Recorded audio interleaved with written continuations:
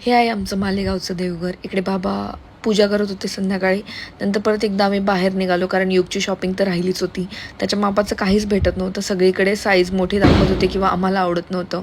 आणि हेच ते आहे सपना ड्रेसेस, जिथनं आम्ही युगच्या सगळ्या टोप्या घेतलेल्या आहेत. त्यानंतर आईने धनतेरसच्या दिवशी माझ्यासाठी जोडवे घेतले होते, पण मग ते मला आवडले नाही म्हणून आम्ही ते चेंज करून, आईंना खूप दिवसांची बाळकृष्ण घेण्याची इच्छा होती, ते आम्ही घेतलं. त्यानंतर घरी आलो आणि युगला डाळ खिचडी बनवली होती, ते भरवलं. आणि परत एकदा आम्ही गेलो दुकानामध्ये त्याच्या शॉपिंगसाठी, पण काहीच आवडलं नाही. आणि बाजूच्या दुकानात गेलो, तिथे त्याच्यासाठी एक चिकनकारी कुर्ता आवडला. म्हटलं काही नाही तर हा ऑप्शन ठेवू, आणि मग ते घेऊन घेतलं. असं झालं की पुण्यावरूनच ड्रेस आणला असता तर बरं झालं असतं, पण ठीक आहे, भेटला, काही का होत नाही.